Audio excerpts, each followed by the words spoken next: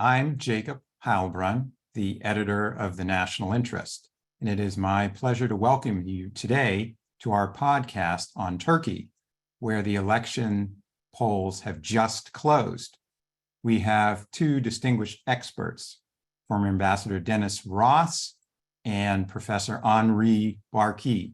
We'll begin with Dennis speaking for 5 to 7 minutes, and then Henri also speaking about what can we expect and what is their assessment of these elections. We obviously don't have the result yet, but for example, will Erdogan accept a defeat? Can a free and fair election be run in Turkey today? With that, I'd like to hand it over to Dennis Ross. Well, first, thanks for having me. I'm really glad to be on with Henri. He's much more an expert on Turkey than I am. I kind of look at Turkey through the lens of the geopolitical realities, and that's sort of more my vantage point on it. But I guess I would say, in answer to the essence of the question, can there be a free and fair election? There can be a free election. That doesn't mean it's necessarily a fair election. I say that because Erdogan controls the complete airspace, so to speak. He dominates the media. His opponent basically has had very limited access to any sort of media or exposure. So he has not just all the attributes and benefits of being the incumbent, but he also is pretty much dominant when it comes to controlling the institutions of the state and certainly the media. So it's pretty hard to create a level playing field for his opponent to be able to, in a sense, have the same kind of airtime, same kind of access, and so forth. That said, there's a kind of very interesting tradition in Turkey where people highly value the vote. They appreciate the idea of elections. You know, we saw in the past when the election for the mayor of Istanbul was called into question and a revote was required. It clearly the challenger in that one had won by a narrow margin. The vote was in effect thrown out. And when there was a revote, then you saw the current mayor of Istanbul win overwhelmingly. Again, the system shows why it's not necessarily fair that he was disqualified as a possible candidate in this election.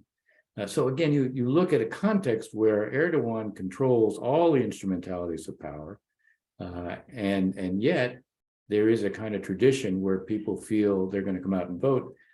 90% have voted. There's always a high voter turnout. I think the average is something like 85%. So this is not an unusual turnout in terms of Turkey's traditions, but it's a manifestation that people value the vote.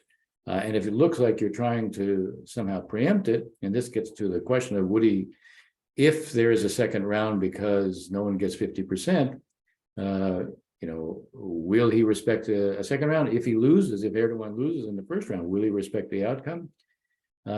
He will be sorely tempted not to, but I think, again, the traditions may make it difficult for him, though to be honest, if I were to say I was certain that he wouldn't challenge the outcomes, I wouldn't tell you what I actually feel. I'm not certain. I have a kind of ambivalency on that. Having said all that, I do think this is a very significant election. Effectively, if Erdogan ends up winning, pretty much he's president for life. And if he doesn't win, then we've had a very likely rebalancing of some of the institutions and kind of reorientation, at least to some extent, towards the outside world. Although I don't want to over-exaggerate the significance of that, because I don't think anybody can. This is a little bit like an aircraft carrier. You can't completely do a 180-degree turn. Still, I think the implications for democracy, some of the geopolitical orientation, more a commitment again to being part of NATO, less this imagery of being non-aligned, which is very much what Erdogan seems to create. These are pretty profound implications. So I'm watching this election with a great deal of interest. Henri, give us your take on what is occurring and what might occur in Turkey. Let me start by saying to thank you for inviting me and to be with Dennis. And I think Dennis very nicely framed the election. Says, yes, they will be free, but not necessarily fair. And I think that's a very accurate description for all the reasons that Dennis mentioned. I mean, Erdogan controls every single institution in the country that you can think of, not just the normal government, the bureaucracy, but the press, but most important is the judiciary.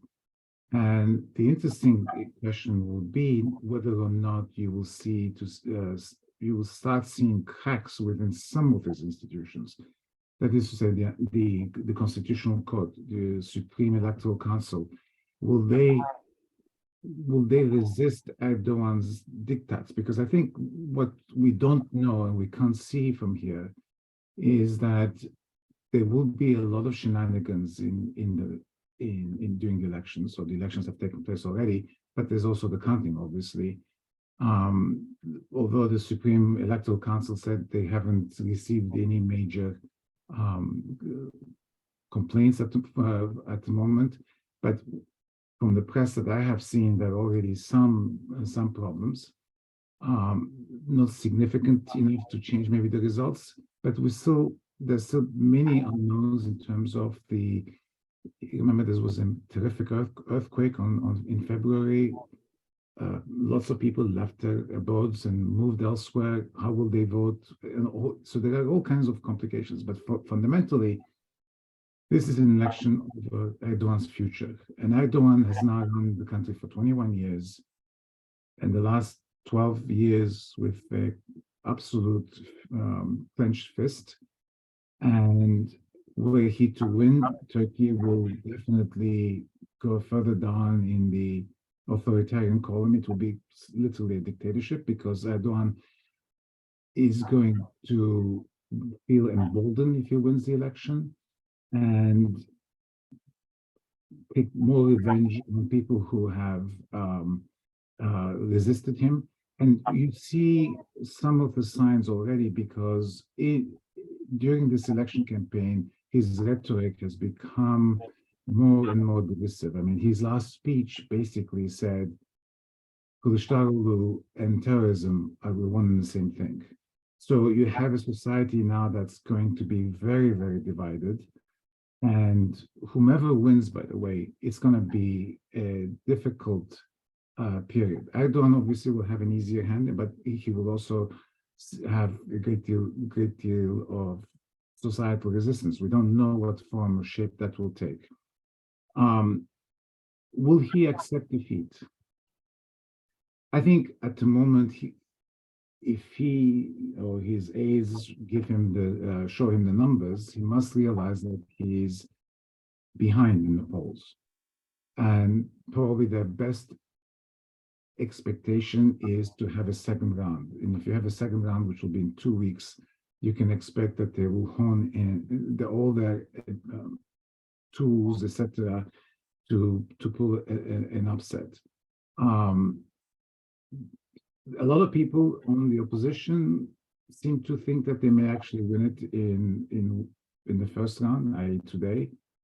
The question is, will he pull what he did in Istanbul in 2019, where he did not recognize the results?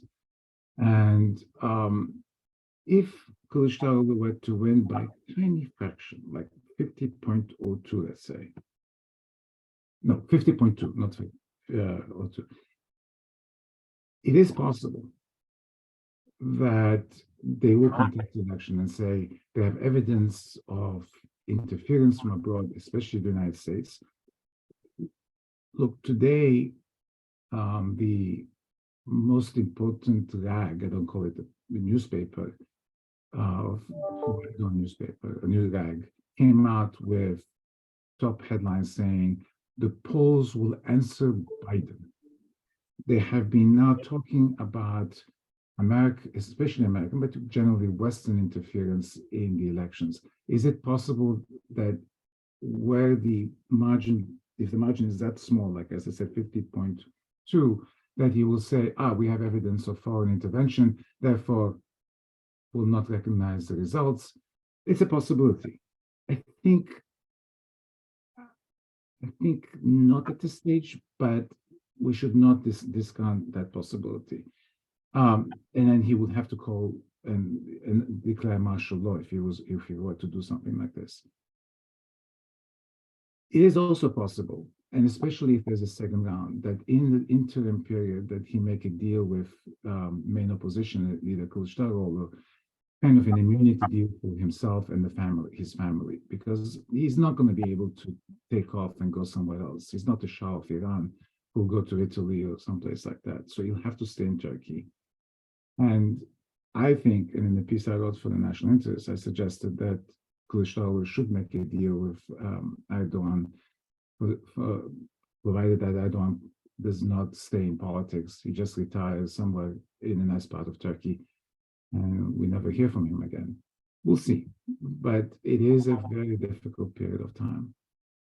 One thing that occurs to me that I'd like to address to both of you is, and I'm not trying to be too solipsistic here, but does the example of Donald Trump embolden Erdogan?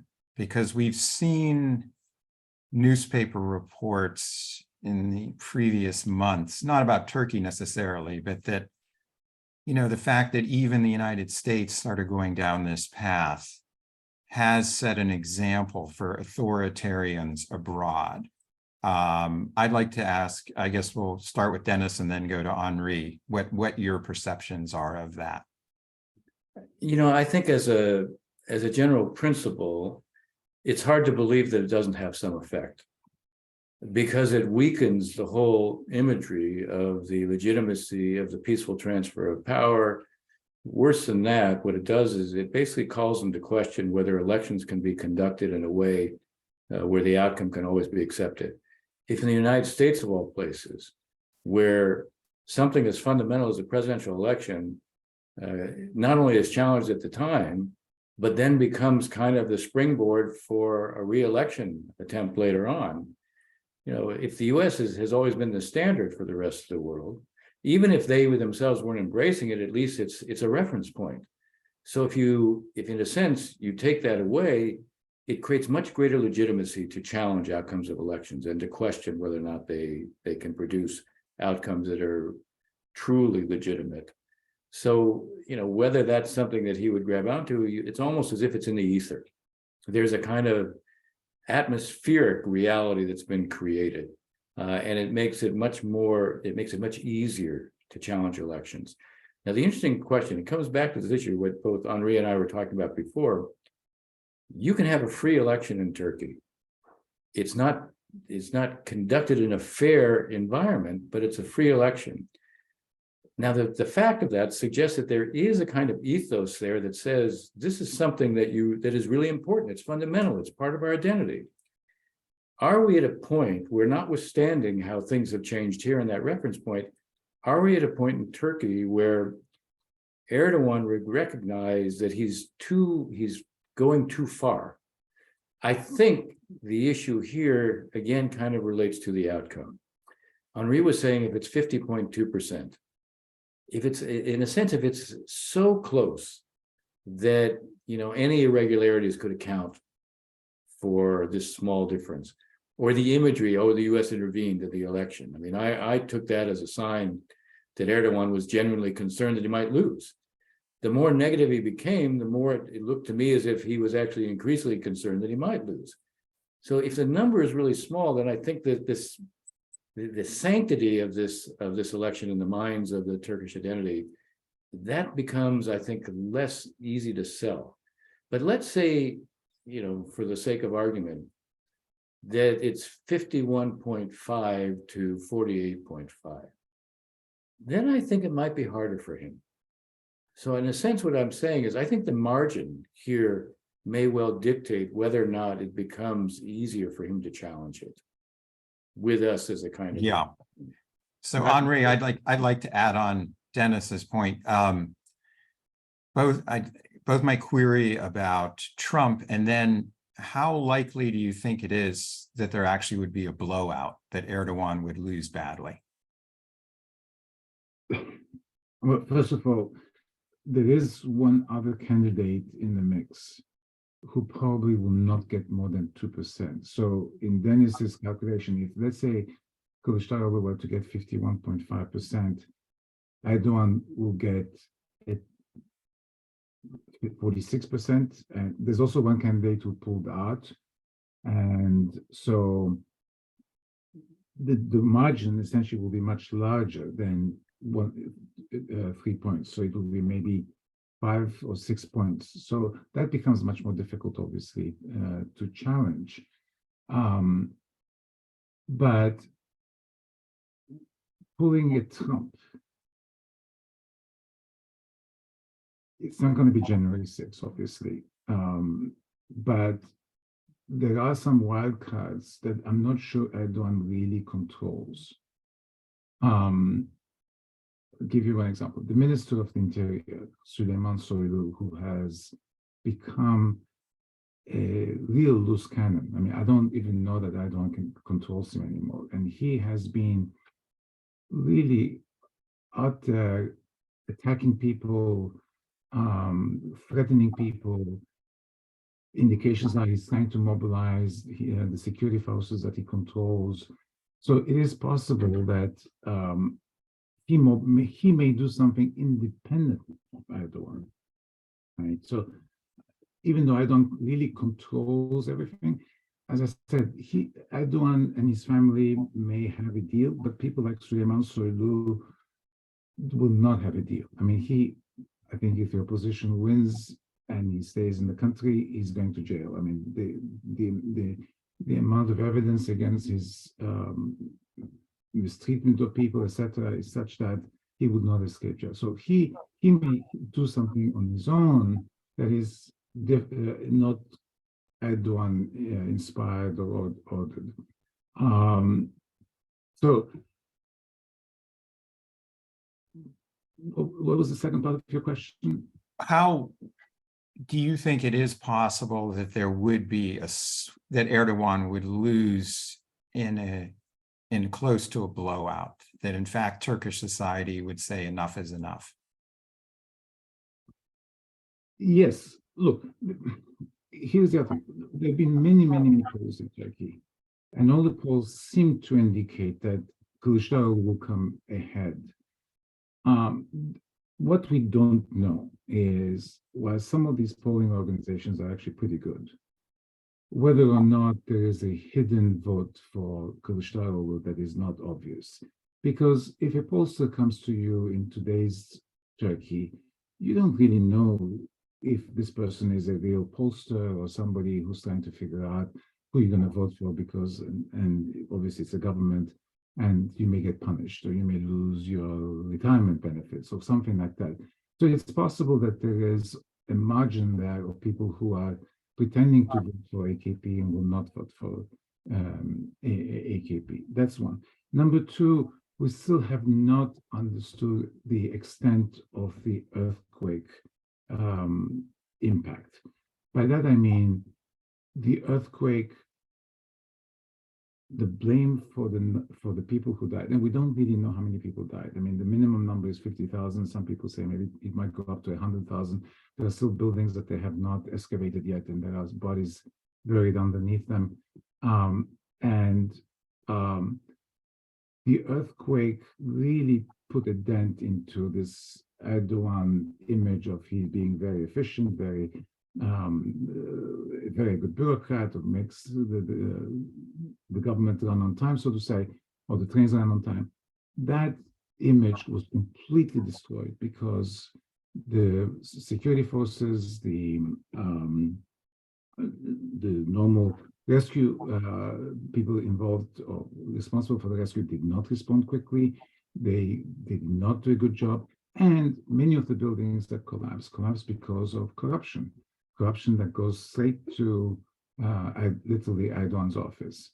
So if the earthquake had not taken place, we will be talking about a very different election where Erdogan would be ahead today.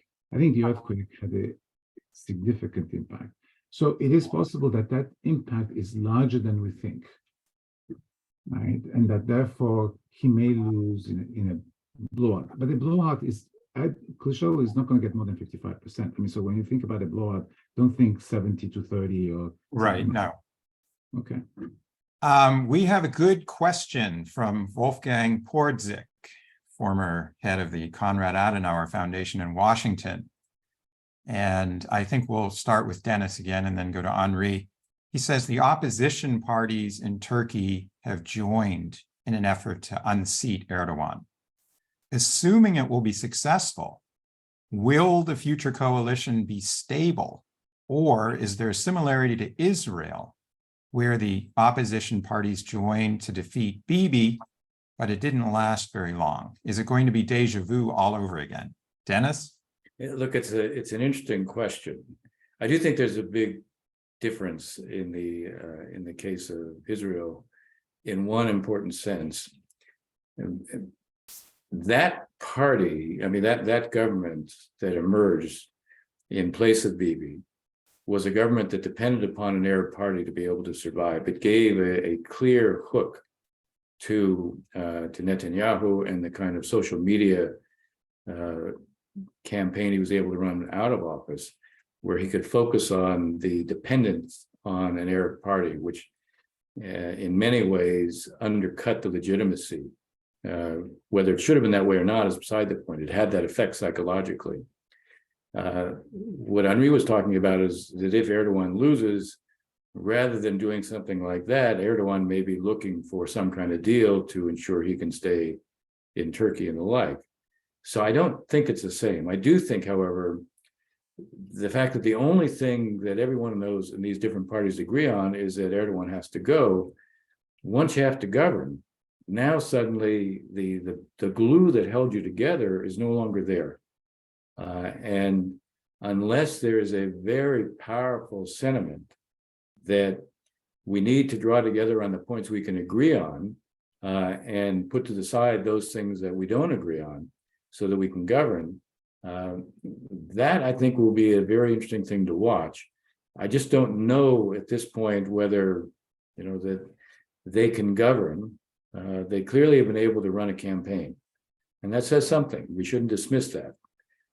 But I think governing is obviously more of a challenge. I just don't think they're going to face the same kind of organized behind the former leader, a campaign that makes it very difficult and plays upon the potential fissures among them. Henri. There's one issue we haven't mentioned here. I mean, we keep focusing on the presidential aspect of the elections, but there's also parliamentary elections. And it is not a given that the opposition will win the majority in parliament because of the way constituencies are structured, because of the way the way they run, the candidates that they run. I mean, Erdogan has been actually very careful to choose people who are locally very, very popular. And so it is possible that Kılıçdaroğlu wins the presidency, but he ends up with a parliament that is just like our Congress today, 4 or 5 votes, where the Erdogan's party controls parliament. So it's possible. That's one issue, one complication. In terms of the opposition holding together, remember that you have a 6-party coalition, of which 2 parties are kind of dominant. But if Kılıçdaroğlu wins the presidency tomorrow or today, it's gonna be also because the Kurdish party endorsed him. And the Kurdish party essentially represents approximately 12% of the vote. It is technically the second largest opposition party, the 3rd largest party in Turkey today, right? But the original 6-party coalition contains very nationalist elements who are unlikely to want to make a deal with the Kurds. And the Kurdish issue is one of the most important boiling points. And the Kurds would expect that Kılıçdaroğlu will do something when it comes to the Kurdish issue, because he would not be in the seat of the presidency without without them. So there is inherent inbuilt tensions. This said, the first thing that will the new government will have to do is the economy, right? Because the economy is in tatters. It's about to collapse. It needs massive infusions of outside capital, maybe an IMF program. There's a way in which they will postpone every other major decision until they take control of the economy, right? Because they do need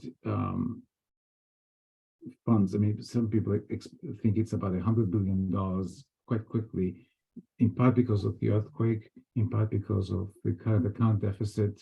Turkey has, I think, minus $47 billion in its central bank at the moment. It shows like it's positive. That's because the Saudis and UAE have parked money in at the central bank. But the Turkish lira, unless you do an intervention, will collapse. So these are far more pressing problems, if you want. And in, shall we say, the next 6 months, you can expect that the coalition will work because of the focus on domestic economic problems. One thing that we have not touched on is the NATO and Russia. How significant, how much of a change do you think a new government would represent on those issues? Dennis, do you want to tackle that first? Sure. Look, symbolically, I think the message will be very different from Erdogan. The question is, how do you relate the symbols to the practicalities? Today, the Turks gain a lot by not enforcing sanctions, by getting cheaper oil from the Russians. The economic problems that Henri was just referring to are certainly going to argue for sustaining that. And I would even say being careful about how they manage the relationship with Putin and the Russians. Still, I would expect one big change. I would be very surprised if a new Turkish government wouldn't drop the opposition to Sweden's accession to NATO, which is a big deal. Again, it's more in the realm of symbolism, but here's an example where symbolism has strategic consequences. So I expect a little bit of a balancing act in some respects, not a wholesale change from Erdogan as far as that goes. But again, another symbolic move, I think, is wanting to immediately show it's close to the United States. Reestablishing what has been a traditional relationship with the United States. And here again, that sends messages. One of the things we tend to forget about in international politics, symbolism matters. We see it a lot, and it has strategic consequences. I often like to say that tactical adjustments oftentimes have strategic implications. Here, I would say there will be an image that Turkey is moving back closer to its historic Western connections. And in part, that'll be fed more also by the fact that it needs to focus on the economy. That needs will, I think, produce a very early set of discussions about what its Western partners can do to be helpful to Turkey now economically in a way that really wasn't possible with Erdogan. So I do think those are some of the things, those are some of the changes we'll see. I think the symbolism will be significant. The relationship with Russia will still be managed with some care. Henri. Yes, first of all, I think everybody's great surprise, the opposition leader Kilicdaroglu, who represents a party that has traditionally tried to maintain a certain distance from the United States, even though has participated in all NATO exercises and NATO strategic thinking. He came out and said that the place of Turkey is in the Western Alliance, it is within NATO. He really made a distinction between himself and Erdogan, who has been spewing this anti-American rhetoric. That said, I expect that if Erdogan were to win, he really doesn't have a choice. As I said earlier, he needs huge amounts of money, and it's not the Chinese or the Russians who are going to give him that kind of money. And it's not, when I say money, by money, I don't mean just cash disbursements, but he needs more market access for Turkish exports. Look, the one good thing about the Turkish economy is that it has a very dynamic export sector that has suffered of late because of Erdogan's economic policies, but it would definitely come alive again. So any new government, including Erdogan, will need to look for more access for Turkish exports. And you need the good housekeeping seal of the United States and financial markets that it is okay to invest in Turkey again, because Turkey needs huge amounts of private investment. And that will not happen if you had a government that continued to block Sweden and continue to spew this anti-Americanism that we see now. So Erdogan will change, but Erdogan is good at turning on a dime, if you want, when it comes to these issues. The other thing is, let's face it, Turkey will not get a cent from the United States if it doesn't change its policy on Sweden. This Congress has this Senate has made it very clear that there's no way Turkey will get anything from the United States, even if the Biden administration wants to provide Turkey with aid. Congress will stop it. I mean, there used to be a time when Turkey had a big lobby in Congress. It doesn't exist. I don't think there's a single person, maybe it's one or two, but who consider themselves kind of on the Turkish side in the United States Congress. So all that to change, Turkish policy has to change, right? And so Erdogan or Kılıçdaroğlu will see a very different.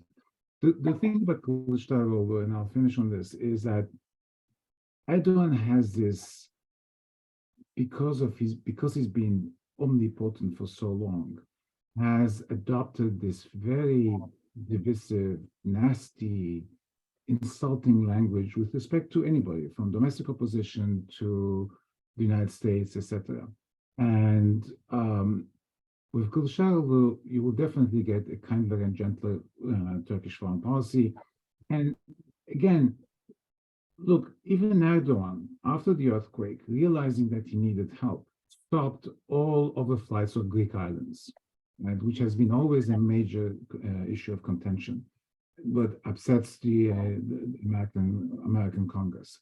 So all of these policies will continue because they have to focus on the economy. They can't go around flying over small Greek islands to make a nationalist point at home. So we'll see. I mean, I think foreign policy will change. Sweden will get in. See from then on. I want to ask you, both of you, as a final question. I'm going to end on a perhaps maybe more realistic, less optimistic note. What happens if Erdogan does in fact retain power? Dennis, you began by saying that he would essentially be ruler, or if you prefer, dictator for life. What happens with the US in that case, with NATO? What's your forecast?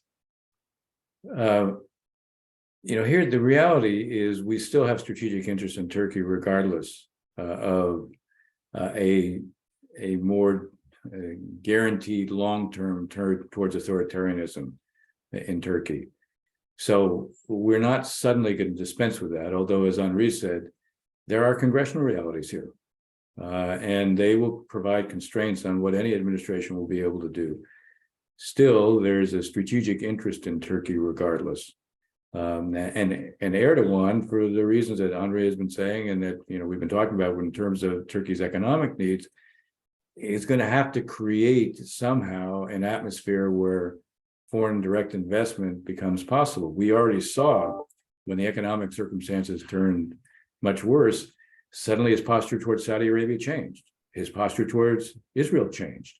So he has the capacity to adopt a kind of realpolitik when he needs it. So I would expect that to be the case. But I would say there will be, again, in this larger international reality, we'll have another reminder that there are countries that were democratic that are moving in a more authoritarian direction, and it will create, just as when you asked the question about the effect of Trump, it does create a kind of feeling that there is a direction internationally, and it's a direction that favors less democratic forces and more authoritarian forces. My own view is we still have the means to compete, and we will have to, but it certainly should be an additional cause for alarm, and should be a reminder here about some of the stakes in our own upcoming presidential election, about what the orientation is, not just domestically, but what are the implications of that internationally as well. Henri, you have the last word. So, look, Turkey is a far too important country for the United States, for the alliance, for the world in general. I mean, its location, its size, its dynamism, all of these matter. And in fact, Turkey has always relied on that factor, and has always assumed, especially under Erdogan, that the United States would always kind of do what Turkey wants it to do, because the United States cannot afford instability in Turkey, cannot afford anti-American Turkey, and has always pushed the envelope. And unfortunately, the United States has almost always said yes to Turkey. And the Turks have gotten accustomed to that. And you see this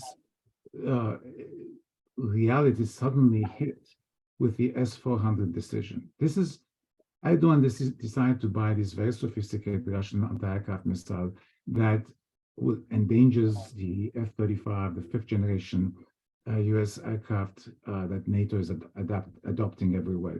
And Turkey was going to buy a huge number of F-35s, and had also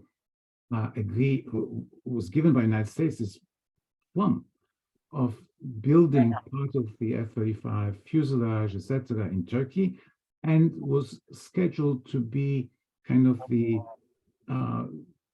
entrepot where all the F-35s in Eastern Europe would come and be serviced. So Turkey was going to make billions and billions of dollars in export revenue, in service revenue, and it risked all this to buy the S-400s, despite American admonitions not to do it.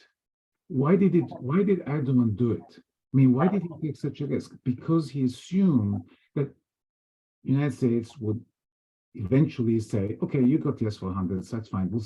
We won't do anything to the F-35 program. To his shock, and partially because of Congress, I mean, mostly because of Congress, the F-35 deal was canceled. Turkey was kicked out of the F-35s. It lost all these options to build parts of the fuselage, lost all this money, right? And this was a shock. This is the first time the United States stood by its decision. But it tells you a little bit about how, especially Erdogan, has treated the United States. And I think this now is in the process of changing, and I hope the administration and whomever is the next administration will continue to essentially make sure that the Turks do no longer ignore us when we ask them to do something, right? So we'll see. But the big danger of Erdogan is that at some point he will revert back, especially if the economy improves. Let's say he gets reelected, the economy improves in 2 years, right? Which is what I think it will take for the economy to improve. He will revert back to his third worldism, thinking that he is kind of the most important leader in the world, build an alliance around himself. That will come back. That's part of his now genetic makeup. And so we really have 2 years with him if he were to get elected. Well, I'd like to thank both of our speakers for the question, though, don't you? We do. Well, do you guys are you up for another round? Yeah. Sure. One more. We have one last question, which is how would a new Turkish government relate to Iran or the GCC differently? Dennis, why don't you tackle it first? That's it's an interesting question. Look, one of the things, whatever games, and I'll put it that way, that Erdogan has played with Turkey as it relates to evading sanctions and the like, there is a historic rivalry there. And it's not just because they're neighbors, it's also partly for the reason that Henri says, is that Erdogan sees himself in grand terms internationally. And one of the reasons there's a lot of reasons I don't want to see Iran have a nuclear weapon, but it's inconceivable to me that if Iran gets a nuclear weapon, that Turkey will feel that it doesn't need to have a nuclear weapon as well. So there is an inherent rivalry there. And whatever, from time to time, whatever there seem to be moves where that bring some convergence between the two, there's a much larger context of rivalry that I think ultimately shapes what the relationship will be, even with Erdogan, and would certainly be true with any alternative to Erdogan. Henri? I agree. I agree completely with Dennis. I want to end on something that you asked in the earlier question, and that is that the significance of Erdogan's defeat today goes way beyond Turkey's border, because he is one of the most important populist authoritarians of, shall we say, the last 2 decades, right?